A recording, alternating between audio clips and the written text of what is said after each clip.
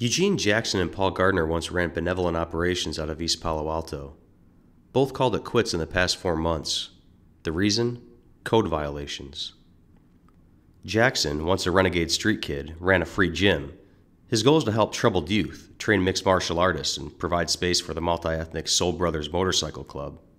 Gardner ran Whole House Building Supply, which takes apart old homes and sells recycled construction materials, keeping refuse from regional dumps and putting ex-convicts to work along the way. Everybody gets something out of it. The homeowner gets a tax write-off for donating those materials to a nonprofit. The customers get great materials, sometimes almost new, sometimes old antique parts that match their old house. We serve the environment. Again, a lot of these materials would end up in landfill if we weren't there doing what we do. Jim was doing a good program, man. He was helping out the kids. You know, he used to bring out kids from out on the street and train them, you know, jiu-jitsu, boxing, all that stuff. But he was doing a pretty good program for them. There is no exception in the code for anything that's well-intended. What we do is we find a happy medium, or we find the intent of the code so that we can apply the intent to the applicant or to the occupant in order to help them to move into the building. The issue with me there is that the building was not up to code when we moved into it in 1998. It didn't have any bathrooms. It didn't even have electricity in the beginning. We didn't have windows. We had a leaky roof, code issues. Nobody came and inspected the place. You know, you could operate a business there until we're ready to develop. They did tell me, hey, we're going to develop this at some point and put in housing. And so I had to live and work with the idea that I might be kicked out anytime because they may be putting housing in here.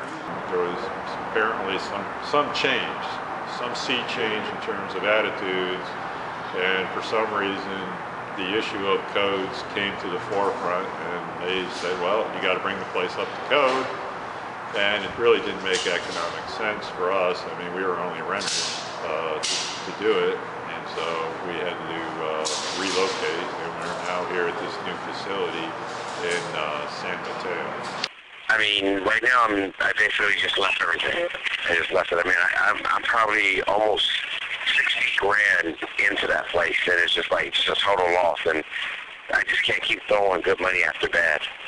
What most of us feel is that it was more because it's a redevelopment area, that they're more worried about getting money out of the place instead of having to relocate somebody later. We don't make people move out of their buildings because we want someone else in there, or because it's zoned and it doesn't allow these type of uses. We purely look at the code violations and cite code violations based on what we see in the field.